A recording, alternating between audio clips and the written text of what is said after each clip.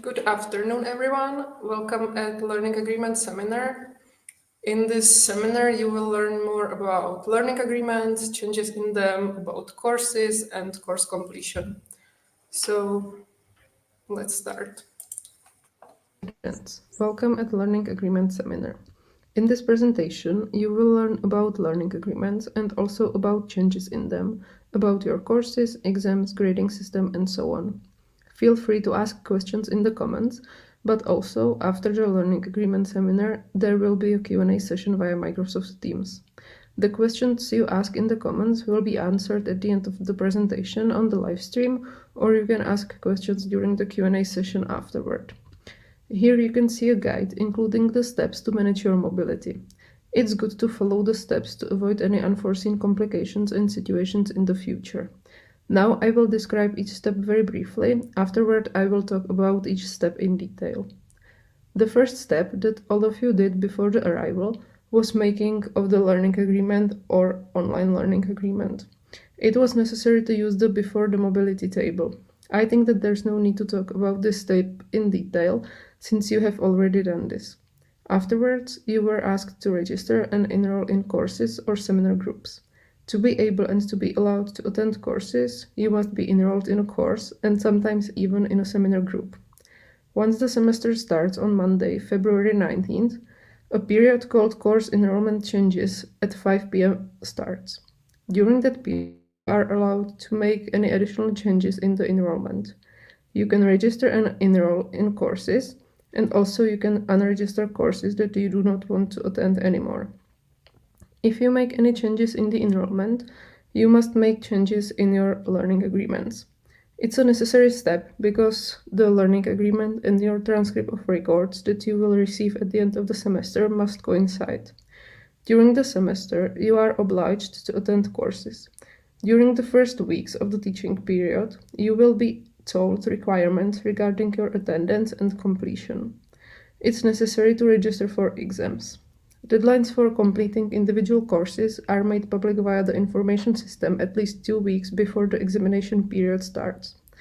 Remember, you have 3 attempts to pass each course. Once you pass all your exams and you are ready to finish your stay here, you will be asked to submit a checkout form to let us know that you would like to receive your transcript of records and confirmation of study period if needed. This is a very important step that you must take. Just making the learning agreement is not enough. Please make sure that you have registered and enrolled in courses that you put in your learning agreement. Students who study general medicine are not obliged to do it. Their departmental coordinator will do it for them. It's important to enroll in seminar groups if the course has any. On the enrollment page, you can see the seminar groups. There are 2 videos that describe the procedure in detail. It will take you just a few minutes to watch them and will help you a lot. Next week, on Monday, February 19th at 5 p.m., the period called Course Enrollment Changes starts. During that period, you are allowed to make any changes in courses. Most of you faced problems when registering and enrolling in courses. There are 3 common issues that may occur. The course is offered for different study field than yours. The system is not able to recognize what you study at your home university, so the system is not able to let you enroll in the course. However, there is a solution. You can apply for the exception. In this case, it's very likely that the exception will be accepted and the teacher will enroll you in the course manually. Then, you do not meet the prerequisites. It means that you did not pass the course or the courses that are required to be passed before you enroll in the course. It applies mostly to local students. The system does not know what kind of courses you passed at your home university. Therefore, it will not let you enroll in the course either. However, please check whether you have previous knowledge to be able to keep up with other students. The solution is the same as for the first case. You can apply for the exception as well. In this case, it's very likely that you will be enrolled in the course manually. And the last one, there are no more vacancies in the course. This is the most problematic issue. The capacity is, for example, 20 students, and if more than 20 people enroll in the course, you will see the note that there are no more vacancies left. Even if this happens, I definitely recommend you apply for the exception. Sometimes teachers accept more students, or some students unenroll from the course in the last minute. If you are just a few people over the capacity limit, you can come to the first class and talk to the teacher in person, and the teacher might be able to accept you in the course. In the exception application, you should mention that you are an Erasmus student, your study field at your home university, and why you would like to be enrolled in the course. If you filled the course in your learning agreement that has already been approved, do not forget to mention this as well. If the course was not filled in your learning agreement, do not lie about it and describe why you are motivated to attend the course. If you decide to register for additional courses, feel free to do it. You can try it now, sometimes it works, or you must wait until February 19th, when the course enrollment changes period starts at 5 p.m. Once you register for courses, you must also enroll in them and enroll in seminar groups, if the course has any. Also, you must wait for exception applications to be granted or denied. If a long time has passed and you still do not have any response and the classes are starting, feel free to kindly remind the teacher or the contact person via email. You can also copy your Erasmus coordinator in the email. Sometimes it helps to receive the answer faster. Once your enrollment is final, you are enrolled in additional courses you want to attend, or you unenrolled or unregistered the courses that you do not want to attend anymore, you must make changes to your learning agreement. Please do not make changes if you are still waiting for your exceptions to be approved. The period when the additional changes in your enrollment can be done starts on February 19th at 5 p.m. and ends on March 3rd before midnight. Until March 3rd, you are allowed to make changes in the enrollment in the information system. You can enroll in new courses, you can unenroll and unregister courses that you do not want to attend anymore, and you can change seminar groups. After March 3rd, no changes in courses are possible. The deadline is the final one, and no extension is possible. The deadline is set in the information system, and it's not possible to set a new one.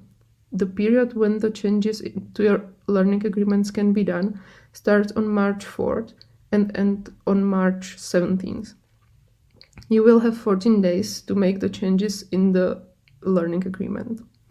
In case you will need a deadline extension, it's fine and it will be possible. I'm kindly asking you to make the changes to your learning agreements as soon as possible, and we will remind you about the deadline. There are two options how to make changes to learning agreements. Most universities should be using online learning agreements. However, some universities are still using the old paper version of the learning agreement. I will explain you how to make changes if you use either the online learning agreement or the paper one. Making changes to your online learning agreement is quite simple. You will just add and delete courses in the same app as you used for your original learning agreement. Do not forget to mention a reason for the change. Once you are done, you submit it online and wait for the approval of your home university and Masaryk University as well. The procedure is quite simple and quick.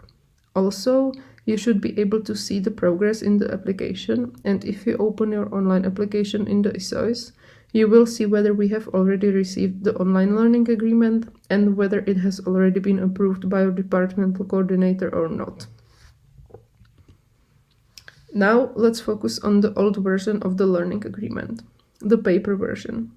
To make the changes to learning agreement, you must fill in the during the mobility part of the learning agreement. Please do not make a new learning agreement. On the right side, you can see the during the mobility part of the learning agreement.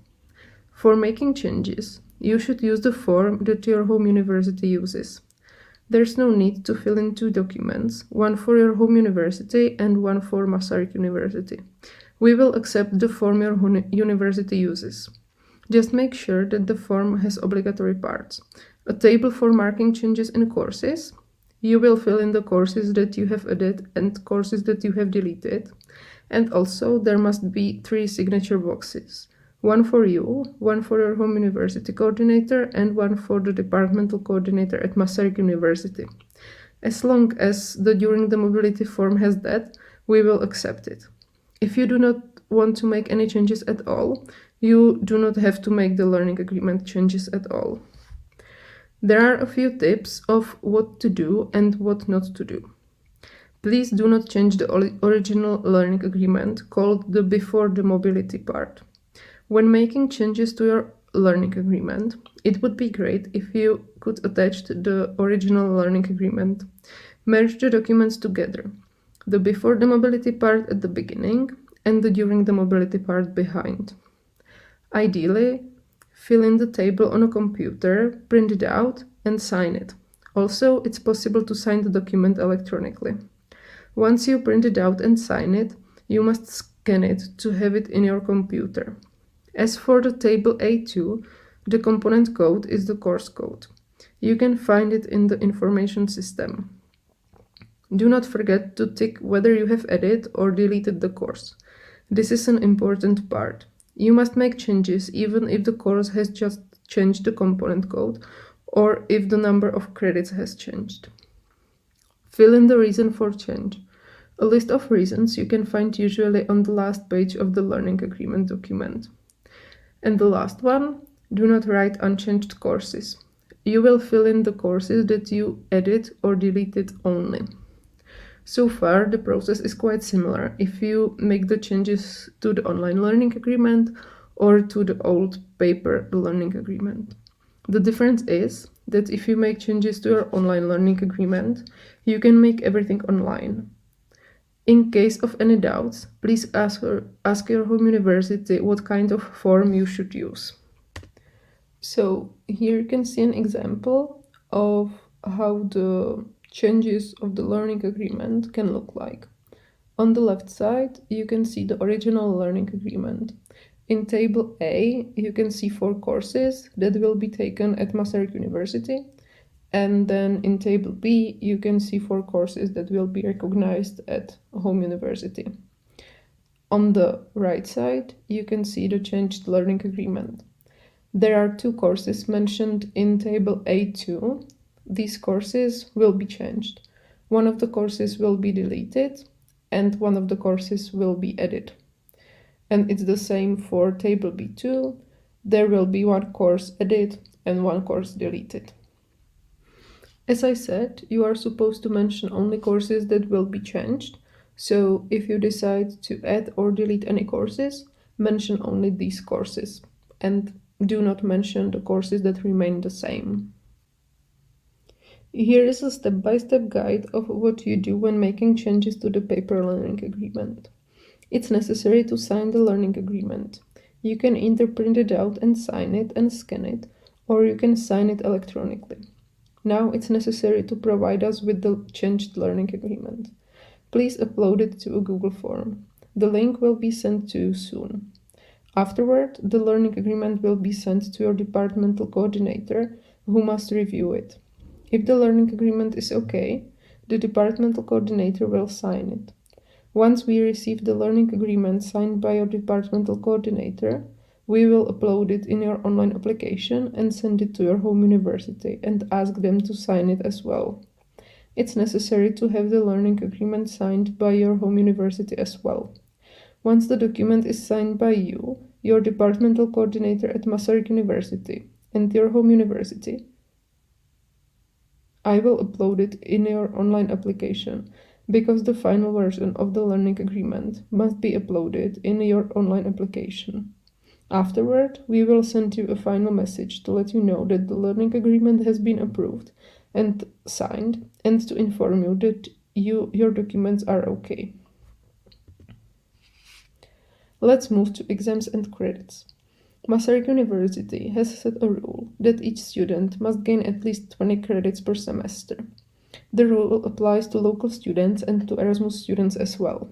If your home university requires more credits, feel free to enroll in as much as courses you need. There's no maximum limit of credits.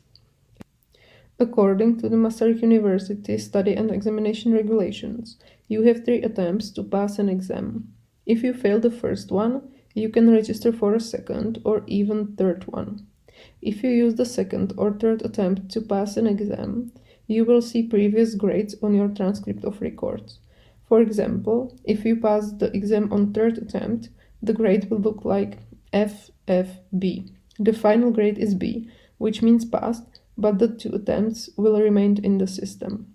Just to let you know, even if you pass the exam on the second or third attempt, and the final grade is a passing grade, the failing grade will affect your grade average. So if you or your home university focuses on the grade average, you should try to pass exams on the first attempt. This slide is very important, so let's start with it. There are 3 types of evaluation: exams, colloquium, and credits. About exams.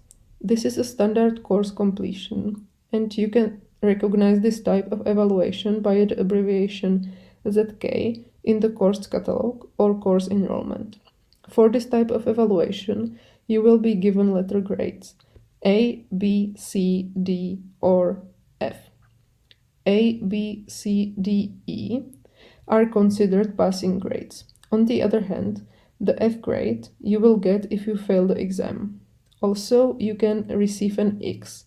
It means that the requirements were not fulfilled and the grade is considered a failing grade. The second type is called colloquium, and the abbreviation for this type is K. Colloquium is only graded by passing or fail grade. You will not receive any specific grade. The last type is credit, in Czech zápočet, and the abbreviation for this one is Z. It's quite similar to colloquium.